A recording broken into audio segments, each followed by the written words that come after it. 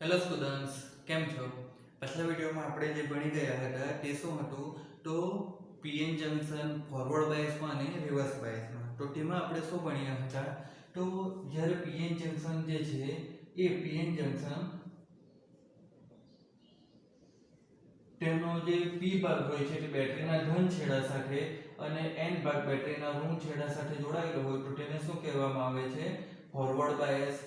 તો એ ફોરવર્ડ બાયસમાં શું થાય છે કે આપણને પ્રવાહ મળતો હોય છે, પરંતુ જો આપણે એનાથી ઉલટું કરી નાખતા હતા રિવર્સ બાયસ, તો તેમાં આપણે શું કરતા? પી વિભાગની બેટરીના ઋણ છેડા સાથે અને એન વિભાગની બેટરીના ધન છેડા સાથે જોડી દઈએ અને ભૂલી જાઓ. તો ત્યારે શું થતું હતું કે આપણને કોઈ જાતનો પ્રવાહ મળતો નહીં હતો, અથવા જે પ્રવાહ મળતો તે ખૂબ ઓછો હતો તો આપણે તેને અવગણી શકતા હતા. તો એ વસ્તુ યાદ રાખવાની છે. બીજી વસ્તુ કે જે પ્રવાહ આવે છે તો તે પ્રવાહ કેવો હોય છે?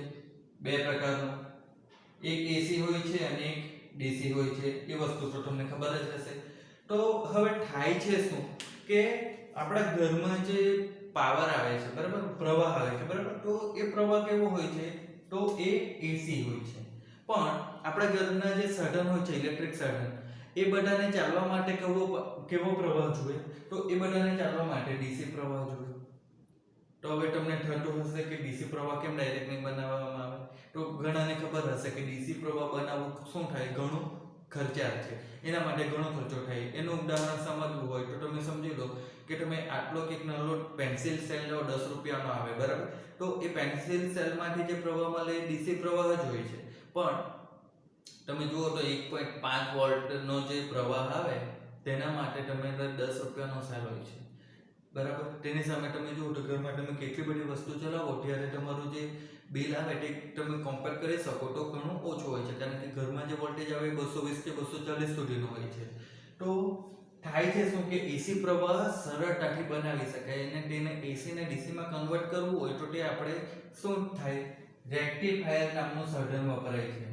રેક્ટિફાયર. તો આ જે રેક્ટિફાયર છે એ શું કરે છે? તો એસી પ્રવાહ, હવે એસી કોને કહેવાય તે પહેલા તમારે સમજવા પડશે.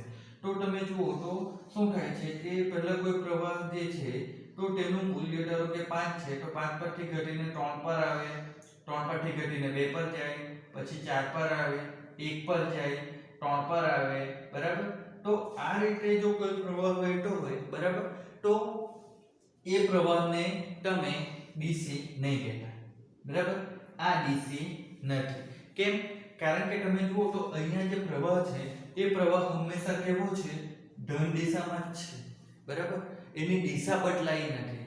તમે જુઓ તો એની દિશા ક્યારે બદલાઈ એમ કહી શકાય તો એ ઋણમાં જશે અને ફરી ધનમાં આવે. તો અહીંયા શું થાય છે? એનું મૂલ્ય જે છે ફક્ત તે મૂલ્ય જ બદલાતું છે, એ ઋણમાં નથી ગયું એનું મૂલ્ય, બરાબર. જે પ્રવાહ છે તે કેવો આવે છે? 5 3 1 એ રીતે આવે છે, બરાબર. તો અહીંયા તમે જુઓ તો સાથે -2 -4 એ રીતે પ્રવાહ નથી આવતો. એનો મતલબ શું કે પ્રવાહ ફક્ત એક જ દિશામાં ગયો એમ કહેવાય છે, અથવા એક જ દિશામાં જતો છે.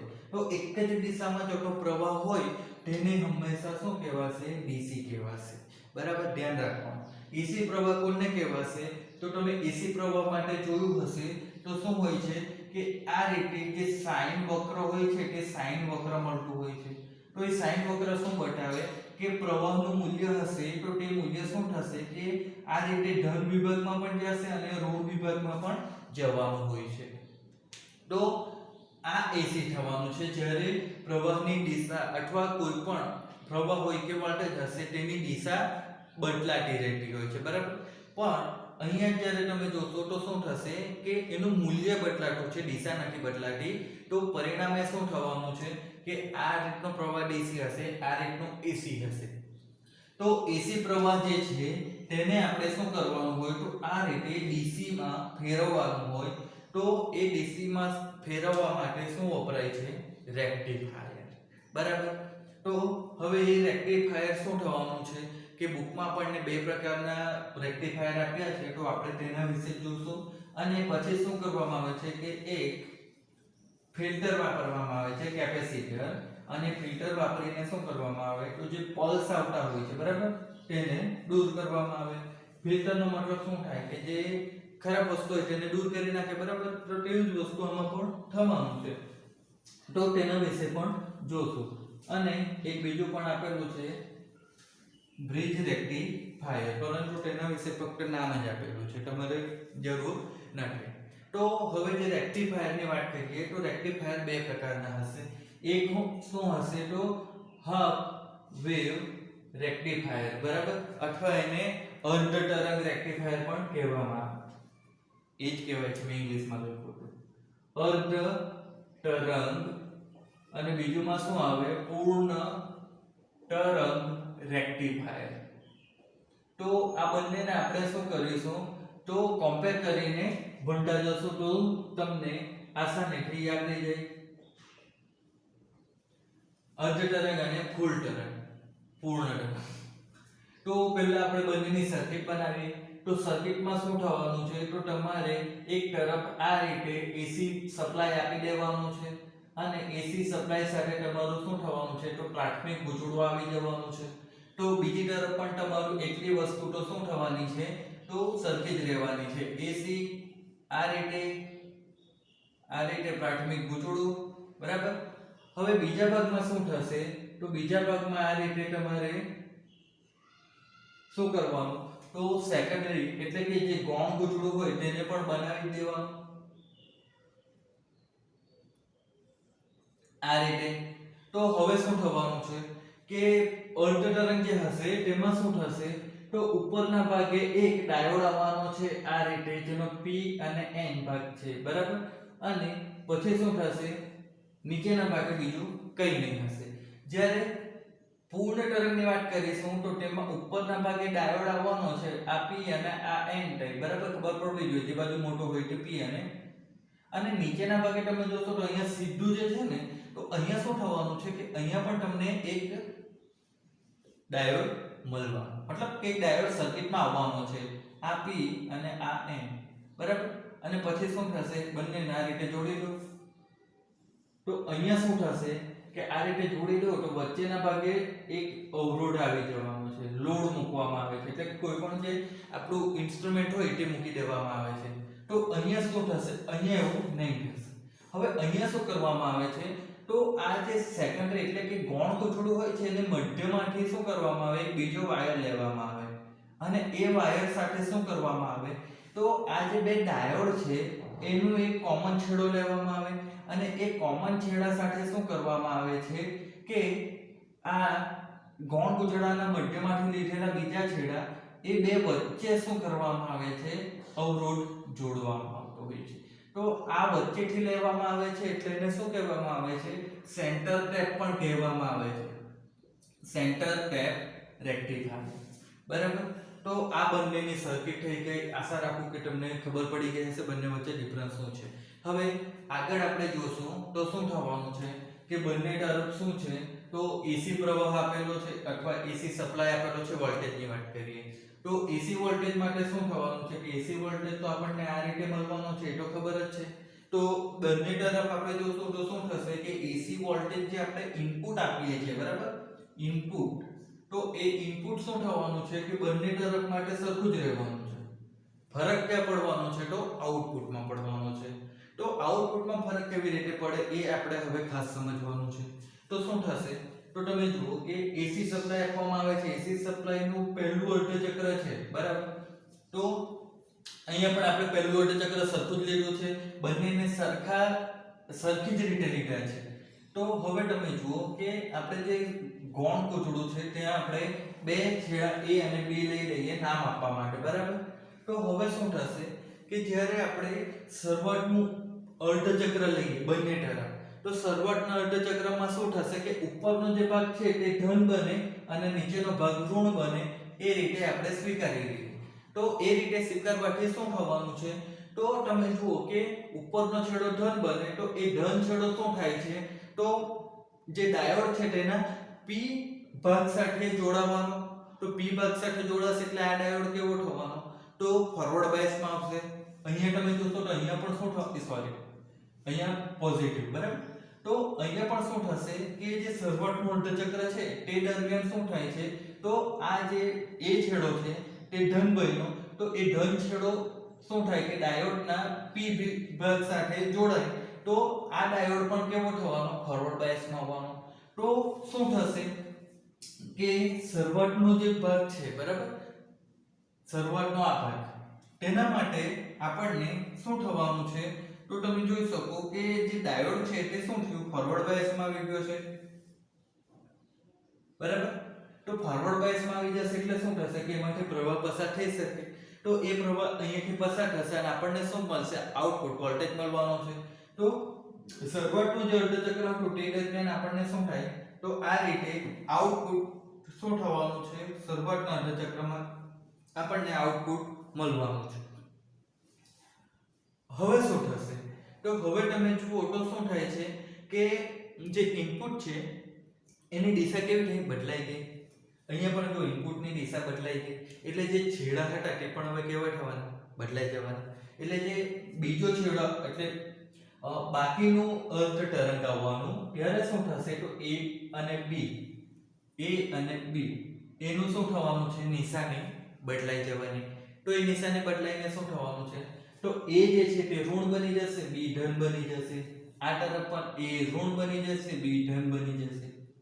તો હવે તમે જુઓ તો અહીંયા શું થશે, પહેલા A ઋણ બની ગયો તો તેના લીધે શું થશે કે ઋણ જે આપણે સપ્લાય આપી છે તેનો ઋણ છેડો શું થાય, ડાયોડના P વિભાગ સાથે જોડાયો, મતલબ એ તો શું થયું, રિવર્સ બાયસમાં આવી ગયો. તો એ રિવર્સ બાયસમાં આવી ગયો એટલે આપણને શું થશે કે જે બાકીનું અર્ધચક્ર છે ને તે અર્ધચક્ર દરમિયાન આપણને શું થશે, કોઈ જાતનો આઉટપુટ નહીં મળે. કેમ નહીં મળે, કારણ કે ડાયોડ જ્યારે રિવર્સ બાયસમાં આવી જાય તો તેમાંથી આપણે જાણીએ કે કોઈ જાતનો પ્રવાહ વહેતો નથી. તો શું થાય કે અહીંયાથી કોઈ જાતનો પ્રવાહ નહીં વહે તો અહીંયા આપણને શું થવાનું કે કોઈ જાતનો આઉટપુટ નહીં મળે. તમને તો ખબર જ હશે કે I ગુણ્યા R, તો અહીંયા R છે એમાંથી પ્રવાહ પસાર થશે તો આપણને આઉટપુટ વોલ્ટેજ મળવાનો ને. સેમ થિંગ અહીંયા પણ બરાબર. પણ જ્યારે ડાયોડ રિવર્સ બાયસમાં આવી જાય તો ત્યારે શું થવાનું, તો I તો 0 થઈ જાય તો મતલબ કે વોલ્ટેજ 0 થઈ જવાનો એટલે આપણને શું થવાનું, કોઈ જાતનો વોલ્ટેજ નહીં મળે. તો તે જ વસ્તુ અહીંયા નહીં થશે. કેમ નહીં થશે સમજો. હવે શું થયું કે એ છેડો બીજું જે અર્ધચક્ર છે તેની વાત કરીએ છીએ, તો બીજું અર્ધચક્ર માટે શું થયું, એ છેડો ઋણ બની ગયો અને બી છેડો ધન બની ગયો. પણ એ છેડો ઋણ બની જશે એટલે ઉપરનું જે ડાયોડ છે તેને આપણે D1 કહીએ, નીચેનું પણ એક ડાયોડ છે તેને પણ ધ્યાનમાં લેવાનું. તો નીચેનું ડાયોડ જે છે તે શું થશે, હવે તો તમે જોઈ શકો કે એ છેડો ઋણ બની જાય તો આ P વિભાગ સાથે ઋણ છેડો જોડાય તો એ ડાયોડ તો રિવર્સ બાયસમાં ગયો એટલે એ માટે તો પ્રવાહ નહીં મળવાનો. પણ બી છેડો જે છે તે શું થવાનો, બી છેડો શું થયો, પોઝિટિવ થયો. તો એ પોઝિટિવ છેડો શું થયું, તો ડાયોડના P વિભાગ સાથે જોડાયો. તો મતલબ હવે શું થશે કે જે બીજું અર્ધચક્ર આવે છે ને ત્યારે પ્રવાહ શું થવાનું છે, તો D2 એટલે કે બીજા ડાયોડમાંથી પસાર થશે અને બીજા ડાયોડમાંથી પસાર થઈને જવાનો તો ક્યાં, આમ જ. એટલે તમે જુઓ તો પ્રવાહ અહીંયાથી આ રીતે D2 માંથી પસાર થશે અને તે શું થવાનું, અવરોધમાં જ જવાનો છે. તો પરિણામે શું થશે કે અહીંયા અવરોધમાંથી પ્રવાહ પસાર થશે તો અવરોધ ગુણ્યા પ્રવાહ, તો તે આપણને આઉટપુટ વોલ્ટેજ આપી જ દેવાનો છે. એટલે જ્યારે આપણે પૂર્ણ તરંગ રેક્ટિફાયરની વાત કરીશું ને તો ત્યારે આપણને શું થશે કે જ્યારે બીજું અર્ધચક્ર હશે ને દિશા બદલાઈ ગઈ ત્યારે પણ આપણને શું થશે, આઉટપુટ મળવાનું છે. ખ્યાલ આવ્યો. હવે પછી શું થશે, ત્રીજું અર્ધચક્રની વાત કરીએ તો ત્યારે પાછી નિશાની બદલાઈ જવાની. તો ત્યારે શું થશે, A ધન થઈ જશે, B ઋણ થઈ જશે. તો અહીંયા પણ એવું થવાનું, A ધન થઈ જશે, B ઋણ થઈ જશે. તો હવે A ધન થઈ ગયું એટલે શું થશે, તો ફરીથી ડાયોડ જે છે તે ફોરવર્ડ બાયસમાં આવી જશે. અહીંયા પણ શું થશે કે A ધન થઈ ગયો તો D1 ડાયોડ હવે ફોરવર્ડ બાયસમાં આવી જશે અને D2 રિવર્સ બાયસમાં જતો રહ્યો. તો અહીંયા શું થશે કે જે ડાયોડ ફોરવર્ડ બાયસમાં આવી ગયો તો A માંથી પ્રવાહ પસાર થશે અને આ અવરોધ સાથે અવરોધમાંથી પ્રવાહ પસાર થઈને આપણને શું થશે, આઉટપુટ વોલ્ટેજ મળવાનું છે. તો અહીંયા આપણને આ રીતે આઉટપુટ વોલ્ટેજ મળશે. અને અહીંયા પણ શું થશે કે જે રીતે શરૂઆતમાં થયું હતું તે જ રીતે D1 માંથી પસાર થઈને આપણને પ્રવાહ મળવાનો છે. હવે એક વસ્તુ તમે ધ્યાન રાખો કે જો D1 ડાયોડ જે છે તે શું છે, તો ફોરવર્ડ બાયસમાં છે તો તેમાંથી પ્રવાહ પસાર થશે આ રીતે, અહીંયા નીચે આવશે અને આ રીતે શું થશે, તો અહીંયા અવરોધ તરફ જશે અને અવરોધમાં આ રીતે પ્રવાહ જવાનો તો અવરોધમાં નીચેની તરફ પ્રવાહ આવ્યો બરાબર.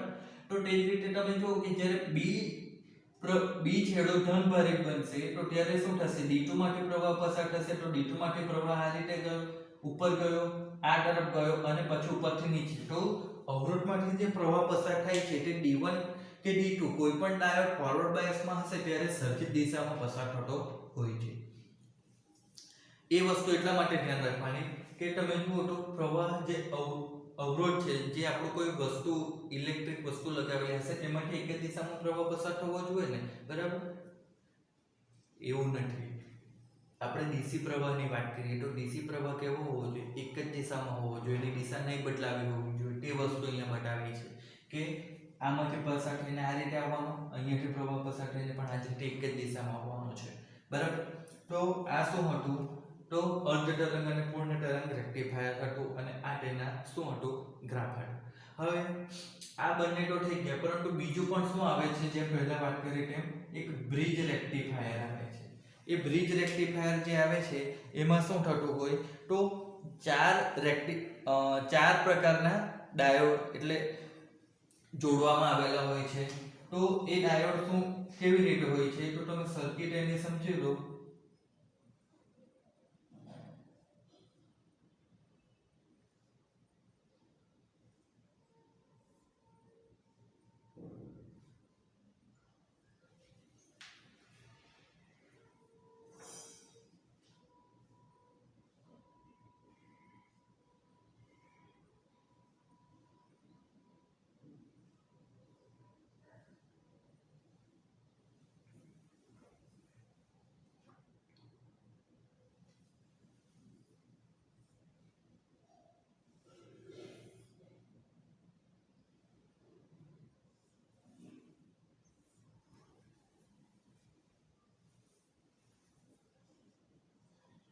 આ રીતની એક સર્કિટ હોય છે જેમાં શું થાય છે, 1 2 3 અને 4 આ રીતના બ્રિજ રેક્ટિફાયર તમે જોશો તો ચાર ડાયોડ જોડેલા છે અને આ ચાર ડાયોડ જોડીને શું કરવામાં આવે છે, તો જે અહીંયા આપણને આઉટપુટ મળ્યું છે કેવું, પૂર્ણ તરંગમાં, બરાબર? આપણને સતત શું થાય છે કે આઉટપુટ મળતું રહે તેવું, બરાબર? અહીંયા શું થાય, સતત આઉટપુટ નથી મળતું. તો પૂર્ણ તરંગમાં આપણને જે સતત આઉટપુટ મળ્યું છે તો ત્યારે આપણે બે ડાયોડ વાપરેલા હતા. તો બ્રિજ રેક્ટિફાયરમાં શું કરવામાં આવે છે કે ચાર ડાયોડ વાપરવામાં આવે છે, પરંતુ અહીંયા શું થાય છે કે સેન્ટર ટેપ નથી આવતો. તો આ ચાર ડાયોડ વાપરવામાં આવે તો આ શું થાય છે કે અહીંયાથી એસી સપ્લાય આપવામાં આવે છે અને અહીંયા આપણને શું થવાનું છે, તો આઉટપુટ મળવાનું હોય છે, બરાબર? તો શું થાય, તો તમે આ રીતે સર્કિટ આપી છે તો તમે જોઈ શકો કે જ્યારે એસી માંથી એસી નો એક છેડો ધન હશે તો ત્યારે શું થશે, તો જે ધન છેડો હશે તો ત્યારે એમાંથી પ્રવાહ પસાર થશે અને પછી શું થાય કે મતલબ તમે જોઈ લો, આ છેડો અત્યારે ધન છે, આ છેડો ઋણ છે. તો આ છેડો ધન છે તો એ અત્યારે શું થવાનો કે આ બેટરીના ડાયોડના P અને N ટાઈપ છે અને આ N અને આ P છે. તો આ છેડો ધન છે તો અહીંયા પ્રવાહ કેવો આવવાનો, ધન. તો હવે આ ધન છે તો આ P ટાઈપ તેની સાથે શું થવાનું, ફોરવર્ડ બાયસમાં, અને આ N ટાઈપ તો તેની સાથે રિવર્સ બાયસમાં થવાનું. તો આમાંથી પ્રવાહ પસાર થઈ જશે, બરાબર? અને આપણને શું થવાનું છે કે અહીંયા આઉટપુટ મળવાનું છે. હવે આ છેડો ઋણ થઈ ગયો અને આ છેડો ધન થઈ ગયો. તો એ સ્થિતિમાં શું થવાનું છે, આ છેડો ધન થઈ ગયો તો એ ધન અહીંયા આવવાનું છે. તો એ ધન અહીંયા મળી જાય તો શું થશે કે આ ડાયોડનો N ટાઈપ અને આ ડાયોડનો P ટાઈપ, તો શું થશે કે આ ધન અહીંયા આવી ગયું તો આ P જે છે તેમાંથી શું થશે, મતલબ કે આ ડાયોડ માંથી હવે પ્રવાહ પસાર થઈ જશે અને આપણને આઉટપુટ મળવાનું. તો આ રીતે શું થવાનું કે જેમ અહીંયા એક ડાયોડ ફોરવર્ડ બાયસમાં કોઈ પણ એક ડાયોડ જે ઇનપુટ છે એસી તેના કોઈ પણ એક અર્ધચક્ર માટે કોઈ પણ એક ડાયોડ શું થાય કે હંમેશા ફોરવર્ડ બાયસમાં રહે, તેવી જ વસ્તુ અહીંયા પણ થવાની છે, પરંતુ અહીંયા ચાર ડાયોડ વાપરેલા હોય છે. તો આ વસ્તુ શું હતી કે આપણને સતત આઉટપુટ આપતું રહે છે, બરાબર? હવે અહીંયા જુઓ તો અર્ધતરંગમાં આપણને સતત આઉટપુટ મળતું નથી. હવે એનું આપણે કામ પણ નથી, કારણ કે આપણને તો સતત આઉટપુટ જોઈતો હોય છે. એવું નહીં કે આપણે આટલા સમય માટે આપ્યો પછી બંધ થઈ જાય, પછી આટલા સમય માટે આપીએ તો એવું જ્યારે આપણે વોલ્ટેજ આપીશું તો આપણું સાધન જે હશે તે તો બગડી જશે. તો એના માટે શું કરવામાં આવે છે કે આપણને જ્યાં સતત આઉટપુટ મળતું હોય તેની જરૂર પડે. હવે બ્રિજ રેક્ટિફાયર તો તમને ફક્ત શું છે, બુકમાં એનું નામ હતું તો તેના માટે તમને આઈડિયા આવે તેના માટે તમને બતાવ્યું છે. આ તમારું બુકમાં સિલેબસમાં એની સર્કિટ કે એવું કશું નથી, બરાબર. તો અને અર્ધ તરંગમાં પણ શું થાય છે કે સતત આપણને આઉટપુટ મળતું નથી, તો એનું પણ કામ નથી. પણ આપણને જે પૂર્ણ તરંગ જે છે તેનું જ કામ છે. કેમ? તો એમાં આપણને શું થાય છે કે સતત આઉટપુટ મળતું રહે છે. પણ એમાં પણ એક પ્રોબ્લેમ આવે છે. પ્રોબ્લેમ શું આવે છે કે આ જે આપણું આઉટપુટ છે, તો એ આઉટપુટમાં શું થાય છે કે જે વોલ્ટેજ મળે એની વેલ્યુ કેવી છે, તો ઘણી અસ્થાયી છે, બરાબર. અહીં તમે જુઓ તો કિંમત કેવી થાય છે કે આઉટપુટની વધતી જાય પછી ઘટતી જાય, એકદમ 0 થઈ જાય, ફરી વધતી જાય ફરી ઘટીને 0 થઈ જાય. તો આ જે કિંમત છે તો તે શું થવાની છે કે આપણું જે અવરોધ એટલે કે આપણું કોઈ વસ્તુ સાધન લગાવેલું હશે તેના પર શું થશે, આ રીતે આઉટપુટ વોલ્ટેજ કેવો થવાનો, વધતો જાય પછી ઘટતો જાય, બરાબર, અને 0 થઈ જાય. તો આવો વોલ્ટેજ આપવામાં આવે તો પણ શું થશે કે જો વોલ્ટેજ સતત ઘણો બધો બદલાતો રહે તો શું થાય કે આપણું જે સાધન હોય તે બગડવાની શક્યતા રહે.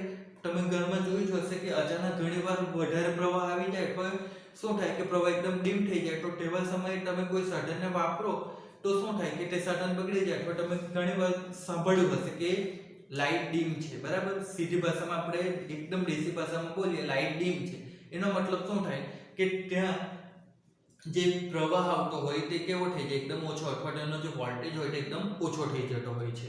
પણ એવું કરીએ તો ત્યારે શું થાય કે આપણને ખબર હોય કે ઘરમાં ટ્યુબલાઇટ કે ટીવી કે એવું હોય તે વસ્તુ ચાલતી નહીં.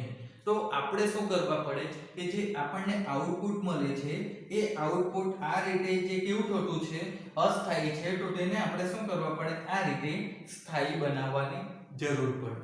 હવે એ સ્થાયી જે છે તો તે શું થવાનું છે, તમે જોઈ શકો કે આટલું બધું એ અસ્થાયી છે તો એકદમ એને સ્થાયી નહીં બનાવી શકાશે, થોડુંક તો એમાં અસ્થાયીપણું રહેવાનું છે. પરંતુ આપણે આટલું બધું જે અસ્થાયી છે તેને થોડુંક ઓછું કરી શકીએ. તો એ ઓછું કેવી રીતે કરાય, તો અહીંયા તમે જુઓ ને તો આ રીતે વેલ્યુ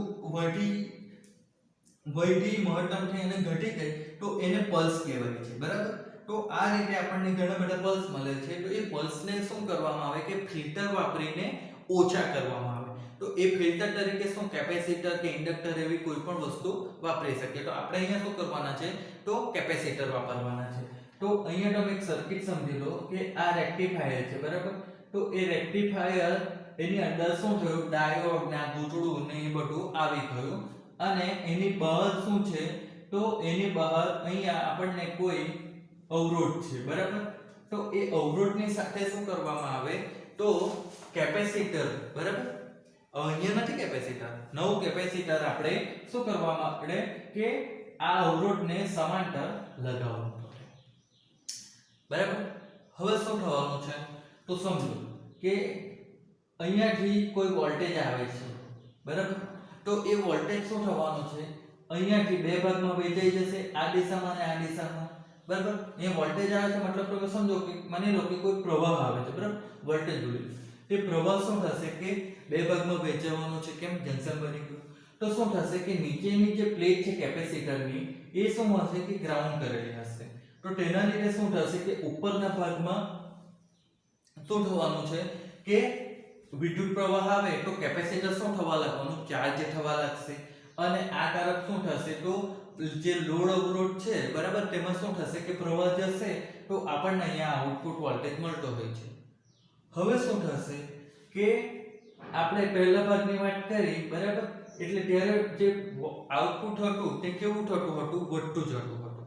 પછી બીજા ભાગમાં શું થશે, તો હવે શું થશે કે આઉટપુટ ઘટતું જવાનું, બરાબર.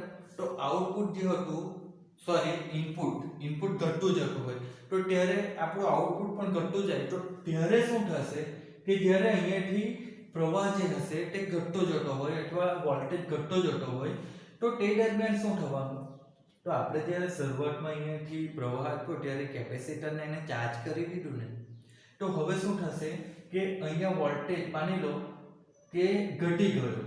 તો શું થશે કે આ જે કેપેસિટર છે ને, જે પોતાનામાં પહેલા પ્રવાહ લેતું હતું, તો તે હવે શું કરશે કે અહીંયાથી પ્રવાહ આપવા માંડશે.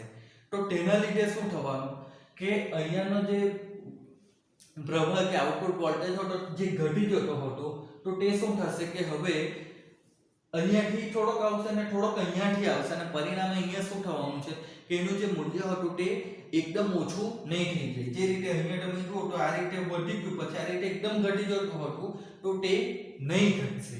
બરાબર, એને આપણે કેવી રીતે સમજીએ તો આ આપણું શું છે એક ઇનપુટ છે. તો એ ઇનપુટમાં શું થવાનું છે તો પહેલા તમે માની લો કે અહીંયા કોઈ 5 વોલ્ટ જેટલો આપવામાં આવે છે. બરાબર, તો એ 5 વોલ્ટ જેટલો આપવામાં આવે છે તો તેના લીધે શું થવાનું છે તો આ આપણું આઉટપુટ લઈ લો અને અહીંયા આપણે કેપેસિટર માટે પણ સમજતા જઈએ. આ કેપેસિટર છે. બરાબર, તો હવે શું થવાનું છે કે જ્યારે આપણે 5 વોલ્ટ આપીશું ને તો ત્યારે જે આપણું આઉટપુટ છે તે આઉટપુટ તો અહીંયાના જેવું શું થવાનું મહત્તમ સુધી જવા લાગશે. તો તે આઉટપુટ આ રીતે શું થવાનું મહત્તમ સુધી જશે અને પછી તેની સાથે સાથે શું થવાનું છે સાથે સાથે જ જે કેપેસિટર છે તે પણ શું થવાનું છે તો મહત્તમ સુધી એ કેપેસિટર ચાર્જ થઈ જશે. બરાબર, પછી તમે જુઓ તો શું થાય છે કે આપણું ઇનપુટ કેવું થાય છે ઘટતું જાય છે. બરાબર, તો ઇનપુટ ઘટતું જાય તો આપણો જે આઉટપુટ જે છે એ આઉટપુટ શું થવાનું એ આઉટપુટ ઘટવાનું છે. પણ એ ઘટવા જશે તો સાથે સાથે શું થશે કે જે કેપેસિટર છે એમાંથી પ્રવાહ મળવાનો છે ને કેપેસિટરમાંથી પણ પ્રવાહ મળવાનો તો પરિણામે શું થશે કે બંને સાથે રહેવાના. એટલે અહીંયા તમે જુઓ તો શું થયું તો પહેલા વોલ્ટેજ આવ્યો તેના લીધે કેપેસિટર ચાર્જ થઈ ગયું. બરાબર, અને પછી શું થયું તો કેપેસિટરમાંથી પ્રવાહ શું થવાનો છે કે જે લોડ છે તેમાં જવાનો. તો પરિણામે આપણે જે આઉટપુટની વાત કરીએ તે શું છે તો લોડમાં જે પ્રવાહ મળે તેની વાત છે. તો ત્યારે શું થવાનું છે કે કેપેસિટરમાંથી પણ શું થશે કે પ્રવાહ લોડમાં જવાનો. એટલે અહીંયા શું થશે તો કેપેસિટર થોડુંક આ રીતે ચાર્જ થયેલું હતું. બરાબર, તો આ મહત્તમ ચાર્જ થયું પછી એ શું થવાનું તો આ રીતે ડિસ્ચાર્જ એટલે કે વિદ્યુત વિભારિત થવા લાગે. તો એ વિદ્યુત વિભારિત થવા લાગે તેના લીધે અહીંયા શું થવાનું કે જે આપણું આઉટપુટ હતું તે આઉટપુટ શું થશે તો પૂરેપૂરું ઝીરો નહીં થઈ જશે પરંતુ આ રીતે થશે. હવે તમે જુઓ તો શું થશે કે અહીંયાથી તમે જુઓ તો વોલ્ટેજ કેવો થવાનો ફરી વધવા લાગવાનો. આપણું ઇનપુટ વધવા લાગે અહીંયા સુધી વધ્યું પછી આ ડિક્રીઝ ઘટતું ગયું તો અહીંયા પણ ઘટતું જાય. હવે અહીંયા તો વધતું જતું છે તો એ વધતું જાય તો ત્યારે શું થશે તો આ જે કેપેસિટર છે તે શું થવાનું તો હવે ફરી એ ચાર્જ થવા લાગે. તો એ ચાર્જ ક્યાં સુધી થશે તો જ્યાં સુધી મહત્તમ વોલ્ટેજ બને ત્યાં સુધી ફરી કેવું થશે તો મહત્તમ ચાર્જ થઈ જશે. મહત્તમ ચાર્જ થઈ જાય પછી શું થશે તો વોલ્ટેજ ઘટવા લાગે. તો શું થશે તો આપણો વોલ્ટેજ અહીંયાથી આ રીતે મહત્તમ વધી ગયું અને પછી પાછું ઘટવા લાગે તો એ ઘટી જશે. તો કેપેસિટર પણ કેવું થવાનું વિદ્યુત વિભારિત એટલે કે ડિસ્ચાર્જ થવા લાગે. તો હવે આપણે સમજો તો આઉટપુટ અહીંયા તમે જુઓ તો શું હતું કે આ રીતે જે પલ્સ મળતા હતા તો હવે એની જગ્યાએ તમે જુઓ તો આ જે મળે છે એ કેવું થઈ જાય કે આના કરતા તો સ્થાયી કહી શકાય. એટલે કે આપણને જે વોલ્ટેજ આપણો આઉટપુટ મળતું હતું તે ઘણું અસ્થાયી હતું. તો આપણે કેપેસિટર વાપરીને એને શું કરી શકીએ જે અસ્થાયીપણું હતું તેને ઓછું કરી શકીએ. બરાબર, હવે આ જે અસ્થાયીપણું છે તેને હજુ ઓછું કરવું હોય તો શું કરવા પડે તો જે કેપેસિટરનું મૂલ્ય છે તેને કેવું કરવા પડે કેપેસિટન્સને વધારવા પડે. કેમ વધારવા પડે તો કેપેસિટન્સ અહીંયાથી વધુ હશે આનું કેપેસિટન્સ વધુ હશે તો જ્યારે એ ચાર્જ થઈ રહ્યું હશે ત્યારે શું કરશે વધુ પ્રમાણમાં એ વિદ્યુત ભારને સંગ્રહ કરી શકશે. તો જ્યારે એ વિદ્યુત વિભારિત થઈ રહ્યું હશે એટલે કે વોલ્ટેજ ઘટી રહ્યો હશે તો એ વધુ પ્રમાણમાં પ્રવાહ આપી શકે. તો શું થશે કે જે આઉટપુટ હતું તે આ રીતે ડિક્રીઝ થતું હતું. બરાબર, એટલે કે ઘટતું હતું. તો હવેના કેસમાં શું થશે આ રીતે ઘટશે. બરાબર, પછી વધવાનું હશે તો આ રીતે વધશે પછી આ રીતે ઘટતું જશે. મતલબ કે જે અસ્થાયી પણ અહીંયા હતું તે આપણને પહેલા મળ્યું તેના કરતા આપણે કેપેસિટન્સનું મૂલ્ય વધારીએ તો એ હજુ ઓછું થઈ શકે. બરાબર, તો એ જ વસ્તુ શું કહેવાય કે કેપેસિટર રેક્ટિફાયરમાં કેપેસિટરનો ઉપયોગ અથવા કેપેસિટર ફિલ્ટર તરીકે આપણે રેક્ટિફાયરમાં વાપર્યું છે એમ કહી શકાય. તો તેના લીધે આપણે શું કરી શકીએ કે જે આઉટપુટમાં અસ્થાયીપણું હતું, જે પલ્સ આવતા હતા, તેને આપણે કેપેસિટર વડે ફિલ્ટર કરી નાખીએ. તો આ હતો આપણું અર્ધ તરંગ, પૂર્ણ તરંગ અને કેપેસિટરનો રેક્ટિફાયરમાં ઉપયોગ. તો આવતા વિડિયોમાં બીજા કોઈ નવા ટોપિક સાથે મળીશું.